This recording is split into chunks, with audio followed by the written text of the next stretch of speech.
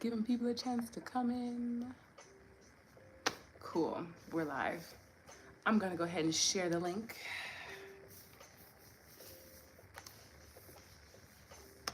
for today's live Q&A. Yesterday was so much fun for me. Oh, did I not answer an inbox message? But yeah, yesterday was amazing. Introduced myself, introduced the channel, had a great time. So welcome back for anybody who is watching this as a part of a series. And we're gonna get started in just a moment.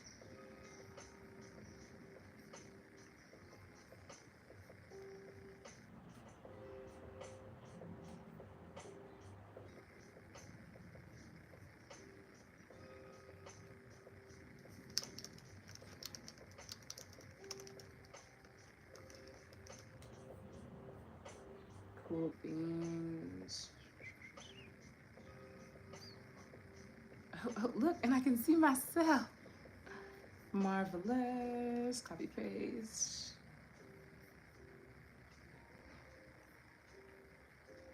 Awesome. Well, good afternoon and good evening where applicable. I am your lovely hostess, Tay Shantae, if you will. And this is my YouTube channel.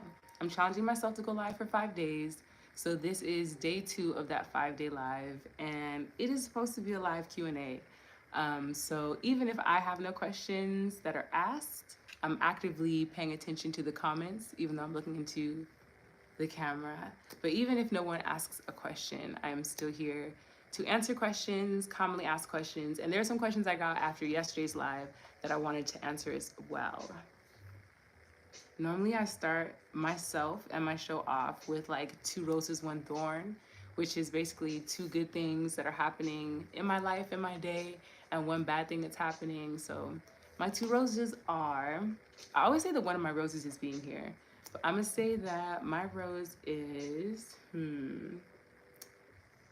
good things that happened today. My workflow, like really just, there was so much ease in today, and things that I thought were gonna be hard weren't. And 2 is that I woke up really early, so I felt very prepared for my day. I was early for everybody, I was on time for everybody, so that's definitely a rose. For those that don't know, I'm a full-time natural hairstylist here in Orange County, self-taught, and actually 4.9 stars is where I'm at right now on Style Seat rating. I think there's 162, 64 ratings right now. So yeah, been doing that for the past 3 years. And my thorn today would be, I don't know. I don't really think today has a downside per se. I'm sleepy. I'm a bit on the sleepy side, but that's about it. Pressing forward, so glad to be before you today. One of the questions I got after yesterday's live was, how do I get into like the experiences that I get into? And to explain more about these kind of like celebrity encounters, or I'm sure on my channel you've seen that I met Terrence Howard. A lot of people don't know this, but I was actually in Solange Knowles' Don't Touch My Hair video. What else? I've met a lot of celebrities. I've been on set with a lot of celebrities even when I was a little kid. And most people don't know that about me. But in general, I would say if not for manifestation, I actually have a relative who works in the film and painting, like on sets industry. So they went ahead and approved family visits and just had to stop by and meet a couple people. So I've met like Queen Latifah and Alfre Woodard, and I saw Golden Brooks, but I didn't get a chance to meet her. Bernie Mac, Ashton Kutcher, who else? Gotten autograph stuff from like Ice Cube and Tobey Maguire. But yeah, that was probably when I was like, that's like grade school, 8 or 9. The other encounters, Solange's video. Okay, so in my previous live, I mentioned that I traveled for 10 years. I lived a few years in DC, a few years in Virginia, and a few years in New Orleans before I came home here in California. So when I lived in New Orleans, I was there for about a year. African dance is something that's like I'm super passionate about it. My first tattoo is like an African dancer and a drum. But I've always loved African dance. Fell in love with African dance when I first seen The Lion King um, at the Pantages Theater with my parents, 6th grade. So after that, was really excited about African dance. Took this African dance class as soon as I got to New Orleans. Why I'm in New Orleans is a really long story too. We can answer that if y'all want me to. But while I was there, I was a part of just taking a lot of different classes and experiencing a lot of different African dancers, their styles, and just picking up the vibes. And at this time, I'd already come out of being in DC and Virginia for 5 years. I was already a teaching artist. I already had my 4 years of undergraduate and had a whole dance degree under my belt and had taken African dance classes there. So I was looking for a really professional experience and something that was like just gonna drill me, like almost militant with the consistency, because like I'm a girl who needs a lot of structure. So I found this African dance company, and it was amazing. Like right there in the 7th Ward, they were close to where I was because I was living right there by Bayou St. John. And when I met the lady, like immediately, all structure, we got a packet, like this is when auditions are, this is who's coming, da da da, like. And it's funny because one of my old dance mates, one of the people I danced with in New Orleans, just hit me up, wishing me a happy Mardi Gras. So happy Mardi Gras to everybody in New Orleans right now. And I'm so sad that I can't celebrate and that I don't get the day off, but just grateful anyways, because making money is never a bad thing. But I do miss the vibes in the city. Yeah, so after that, started dancing with that dance company, and it was a wrap from there. Now, this lady had had this dance company for like over a decade. So she knew a lot of people, and those people also worked in dance entertainment industry and would draw from her expertise. She was a local dance teacher at a high school at the time. So after that, guess who's in the city? Solange Knowles. Solange Knowles recording at this time. I don't even think that I knew. I didn't even really know the magnitude of what it is we were about to do. Like I was just a dancer who was hungry, scrappy, just like I am now, just scrappy. Like just tell me about the opportunities. I want to network with people, I want to get to know people, etc. This came up from one of the other people who dances with the company that I was with was doing her casting. So since she was doing the casting, she contacted my artistic director, who then contacted us. And she told us there's gonna be an African dance audition. So we came full traditional, head wrap, like lapa, the matching top, barefoot, ready to dance barefoot. And when we get there, it's like this very industrial area, and it's a car pulled up in like the middle of the space. And you know, after a few like last minute touches, da da da da, oh let me fix your hair, rah rah rah rah. It's like me and another person were there from the dance company, and so she fixes us up. We go over there. They open the car doors, and they just start bumping music, just extra loud, just dum dum dum, and it's just like they just want us to vibe, right? We just want y'all to vibe. There's no 5, 6, 7, 8. All the structure is gone. We just want just dance. We just want to see what y'all move like. So we vibing, we vibing, we vibing, we vibing. And whole time they're going around with a camera like this. All right, boom, you're done. We're gonna do one more time. It was like another 30 seconds, boom, with the camera, right? After that, we waited about 30 minutes and they let us like know about a second location. So we go to the second location, which was at the museum, the local museum right there in the 7th Ward. And before I'm not gonna tell you where we was because I think she lived around there. Anyways, so we go to the 7 and we're at the museum, and I got acrylics on, so I know that I'm familiar with her look. Like I'm familiar that Solange does like really clean face, clean nails, clean hands, like it's fresh face all day. So the beat was ferocious that day. Like natural light had opened up all the windows, like got every crevice and crack. Like the face card was not declining. I had on these long green acrylics. Why I decided to start wearing acrylics when I got to New Orleans, I couldn't tell you. My bravado took over. It was like a Sasha Fierce moment. I needed to get the little gator nails off. So I had a really good friend in Zinga who knew how to work with some pliers, the little face tweezers, and dug that thing up under that nail and was just popping them things off. So she finally gets to my thumb, which we know is historically the hardest nail to remove.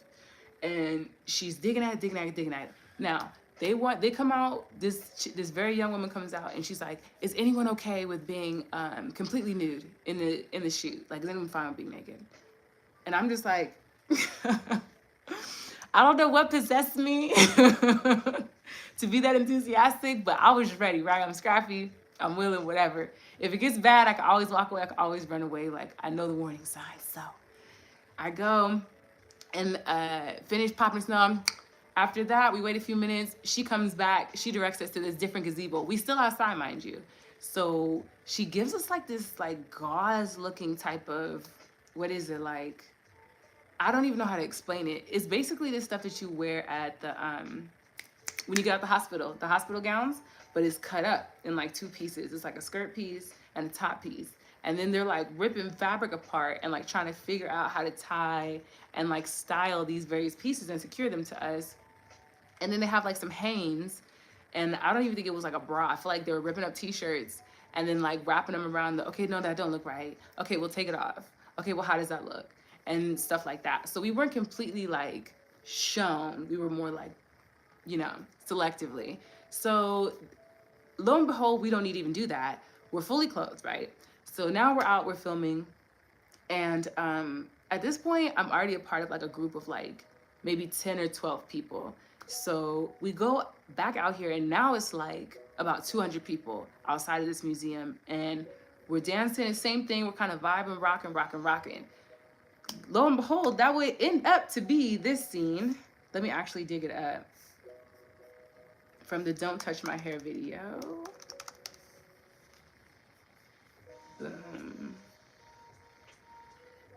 So I'm in actually several scenes, but this is the first one we recorded. It was with everybody. Yes, ma'am. And we got there, like, mind you, like early, like 11. So by this time, like, we had been there for like 4 or 5 hours, just costuming people, waiting, like trying to get the steps together, the time and the beats, etc. Let me turn the brightness up. Okay, so we're gonna stop it at right 3 minutes and 35 seconds. Boom.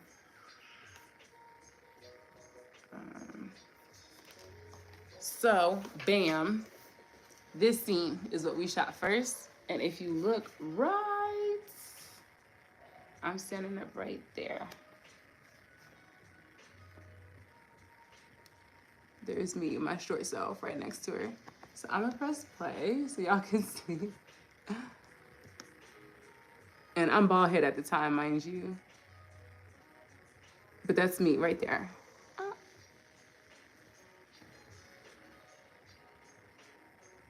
I think I'm somewhere. I don't even remember where I was for that. But I know for the most part, I'm like at her center. Anyways, after that, she basically takes us to a next location. She films all of our faces and she decides who's gonna be a part of the next scene. So she looks at my face. We don't, I guess, see her for like another 30 minutes. People are prepping hair, mind you, like they're doing costuming. I think they were applying wigs to people that day, like these Frankie Lyman finger waves. We was working. My ex at the time was in the video. That was a whole other disaster. Just to say in the most diplomatic way, just in case this information ever gets anywhere else on the worldwide internet, he was not on his best behavior that day. So it was definitely a trying time for personal reasons. But that goes to show, just like Lorianne Gibson said, you don't let nobody stop your show. And she didn't put it like that. But for those that know, y'all know, don't let nobody stop your show. Solange would never. I'm trying to find this other part. Because it's the part where they're all in blue in the church. This is my first time wearing couture, by the way, which was amazing. And funny story, this is also how I ended up wearing her shoes. Incredibly gracious. Because honestly, if I was her, and if it was my shoe, and y'all already had on my imported couture outfits from France, you're definitely not getting in my shoes, girl. You're definitely not getting in my shoes. What else? And we both are full-footed women. We wear this exact same size shoe, which is hilarious. Kismet. Kismet. Yo, I'm mad I can't find it. We really about to scrub the whole video. Unless this ain't the full video. No, it is. There it is, right there. Boom. Okay, so I'm literally right next to her when they stand up. Right there. Okay, so on this day, Um, what happened on this day? I can't talk about everything that happened on this day. I just feel like that wouldn't be very professional, but I can say this is my first time wearing couture. The outfits were gorgeous. They were a really heavy material. The choreography was super simple. She actually cut a lot of stuff out. And there were a lot of choreographers working behind the scenes using basically pieces of her work and pieces of her inspiration to create more work and phrases, which I think was very cool because it's like she kind of basically seeded the whole thing and had it's like a collaborative effort. Like I feel like that's how no ideas are missed, but you keep it within a certain vein. Just little creative hacks there. But I actually wasn't the right height because I'm only 5'4", and a lot of these girls were 5'6" and 5'8".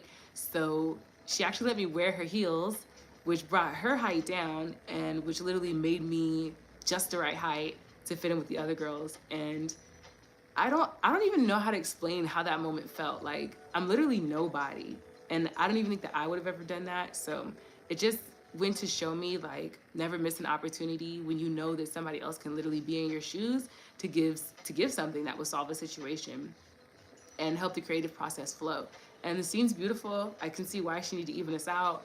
Next time I would just stand on my tippy toes at Solange. Like, can we not? Like literally sit down or stand on your toes. That's just what's gonna have to happen, honestly, because I'm not missing the shoe next time. But I know a lot of really short dancers. It was an amazing video. And it ended up being like an incredible album. An incredible album. All of her albums are incredible, but the world got to see basically the talent that she has, and you never know when that's gonna happen with anything that you do. So they're just very inspirational. Solange, wherever you're at, girl, I hope you're doing grand. Yeah, so that was how that ended up. How did I even end up in DC? Because basically my person from my live asked me, how did I end up from going to our internship at where we were at in DC to being in her video? Just being dedicated to dance and being dedicated to always finding the right opportunity. I was in an episode of Queen Sugar. Like, whenever you even hear people talking about certain things, don't be hesitant to talk about what it is that you do and to stand in that. At that time, I feel like I needed the tattoo to tell me, like, this is always gonna be a part of you. This is something that you've always wanted to do since you've known what it was. So don't let it ever leave you. Like, let it chase you how it's been chasing you, and like affirm that you belong to it like it belongs to you, type of thing. And that really boosted my confidence. We're definitely a tattoo generation, unfortunately. We will mark up our bodies in a second. I only have 2 tattoos though. One having to do with dance and one having to do with painting, which is right here at my side. These were like my 2, I don't know, these dance to me is like the talent that I worked for. Some people are born naturally with the ability to do things. Some people are born with the body to do it, with the background to do it. I was never born with the background, the quote unquote acceptable Western stage dance body, but I worked and I grinded and it got me to higher heights, and I'll never leave it behind. I still to this day, like I still dance, I still treat myself like a dancer, I still say that I'm a dancer, I still know that I'm a dancer, still train like a dancer, keep my body up, find different ways to keep myself on my toes, like still incorporate into my 5 and 10 year plans. It's a whole thing. My other talent that I don't get to talk about besides being a musician is my painting. So I have some of my work, some of my early work to show y'all, some of my recent work, and some stuff that I'm reworking. For me, painting started when I was a very little kid. My mom still has my kindergarten paintings. She believes in me when nobody else believes in me. But beyond that, my eye has just gotten like really incredible. And when I moved back to California, painting was like something that brought me a lot of peace. So I modeled for this, which is like me inside my own head on top of the world.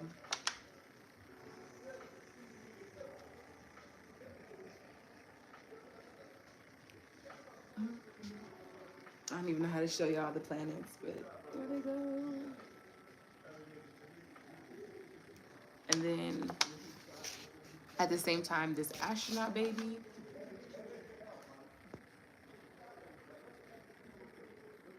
Definitely reworking this face. As you can see, there's like 3 faces, like 3 attempts in there, but that's being solidified. I literally painted just the other day. But that's that, my unfinished work. If y'all get a chance, check out Compton Art Walk and also check out Black Girl Art LA. amazing exhibits, amazing things to walk through, amazing painters, amazing places to network. For those of you who like art and artists and Black work, yes, check those out.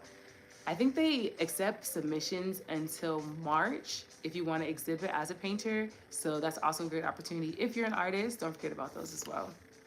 But I started painting at a really young age. My dad was an architect. So literally, like after dinner, he would be like, okay, you see that cup and you see them chicken bones? We're going to dry it. So we're going to go in. How would you make the cup? How would you curve the cup? You would do it like this, right? Maybe this line is here. And then maybe this comes down like this. But then there's also like this little ergonomic dip here for the hand. And maybe instead of a flat line, this is a curve here. And maybe some of y'all can even see what I'm drawing. But like he would literally help us to imagine the dimension of things. And that's what got me drawing. So I kept drawing when I came back to California and kept painting. This was like one of the first things I sold. This is like a rough draft of it. But it's like a Mount Rushmore type of, the colors are very off. And it was supposed to be like a dreamy, like friendship portrait. I started it and then I didn't like the colorway. So that's why I completely changed it. But just seeing even now how like the faces are curved, I'll probably do it a completely different way and set people forward and set people back accordingly. So yeah, I had to scrap this and just completely redo it. I just want to redo it. This is really cheap paper. It's like $20 for this big old thing of white paper. This is like another color study. This just goes to show you everything you do won't be perfect. Like, what even is that? That's weird. Just all types of stuff not matching. A big old picture of the moon. And trying to get a feel for bigger brush strokes. I work in really small areas, so the challenge for me right now is like figuring out how to do large scale stuff, because I love large scale stuff and I'm used to journaling. California Senator Maxine Waters, of course. I crowned her head in laurels because that's our senator. Crown her in laurels, and she always is fighting for such a great cause and so vocal and just really doing the hard work, saying the hard things. And that is definitely a gem here at Good Morning Bay. She's a friend of the show. We love a strong female lead. We love someone who's not afraid to say the real and the gritty of it all. So that was her. What I really love most about this is like this expression that I've captured in the eyes specifically. I think there are some questionable cartoony moments happening in the mouth for sure. I will go back and redo that. And probably just the slope of the nose actually is, to me, is flaw free, but I would say the lips and the teeth need work. But them eyes though, like, I love it. Dope. A few things I've been working on. What else? Oh, I want to show y'all the unofficial logo for my natural hair business. Which I also drew after careful planning. Let me see. Boom. So like a lot of times in art class, they just have you go through these, trying to find different ways to put letters. I wanted it to be like a coin or something that you could like flip with the name of the business on it. That one was a cool design too. But what I ended coming up with is something which I feel is much more cohesive and says it from a distance, which you love to see in branding.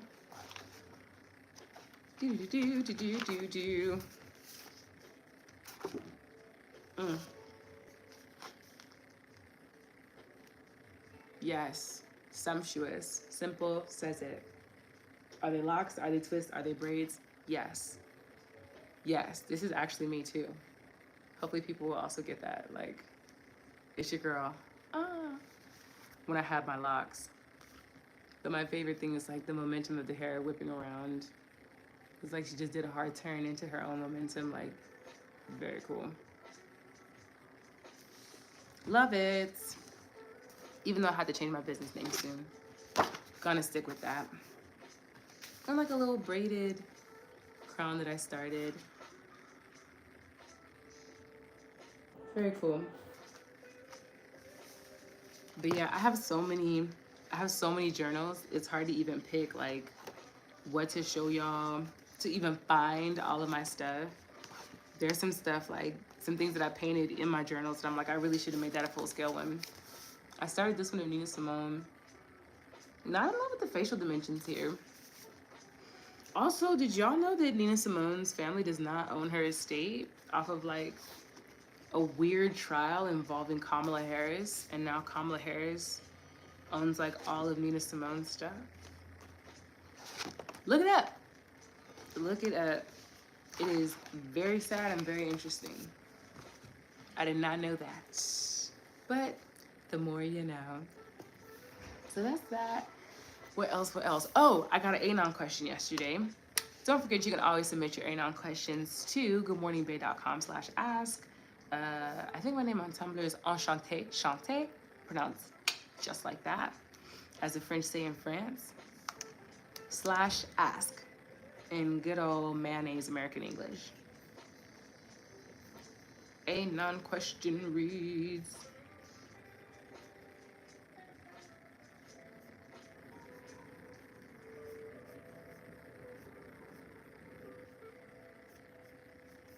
oh my gosh, where is it? Did I save it as a draft by accident? No.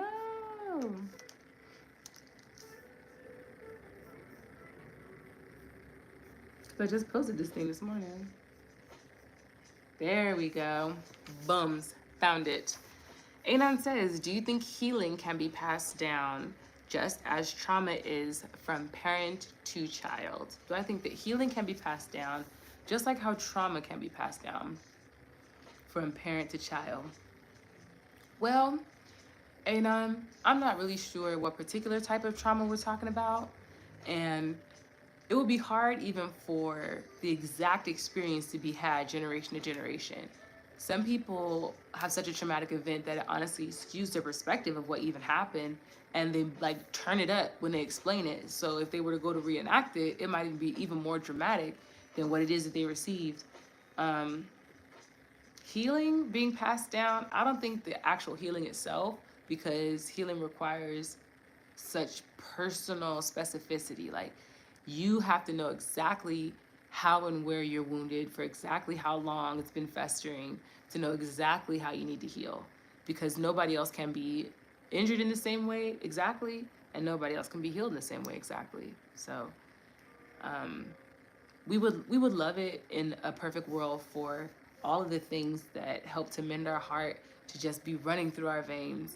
But if life were that simple, then we would know it by now. We would know if certain families just had healing in their veins, healing in their bones. It's a really active work to mend the heart and to deal with really heavy issues. That's why there are psychologists and therapists to do that work. Like, they would never be like, oh, hasn't your mom been to the same thing? Like, yeah, go ahead, ask her. She's been through the exact same thing as you. It's totally cool. Like, no, they would never do that. Don't be afraid to lean into the specificity that comes from being an individual and being resourceful and having a different experience than your family or your parents may have had. Can never be afraid of that. So another day, another live. Yes, it's amazing how fast these 30 minutes go. But just to recap, we talked about how I ended up doing the Solange Don't Touch My Hair video. We talked about the states that I lived in, yesterday's live, and some of the things we talked about in yesterday's live. Remember again that this is Good Morning Bay, all about scrappy self-care, starting from what you have. These paintings were actually made when I had no job and no house, and I was painting with like $10 supplies from Michael's and Trader Joe's paper bags. You know how you like rip them up and you like fold them out? That's what these are on the back. So yeah, take what you have and make what you need. Make what you need, people. Don't be afraid to be scrappy. Don't be afraid to start from the bottom. You gotta start from somewhere. Everybody starts from somewhere. And just like the book that I talked about yesterday, like the less you have is even more of an opportunity for creativity. So lean into that. Don't ever be afraid to not be creative because you don't have that much stuff or think that what you have is less than. It's not. It's precious because it has your touch, your creativity, has your mind, it has your gift on it. And yeah, as you know, I'm like a Renaissance woman, so I'm a musician. I've done some acting, technically modeling. I'm a dancer. I would love to do more acting. I'm a painter, and I do natural hair. Those are all of my talents. Don't you forget it. And thank you for joining me on my live. For everyone who did, if you're still here day 2, we love you and we appreciate you. And until next time, y'all. Bye.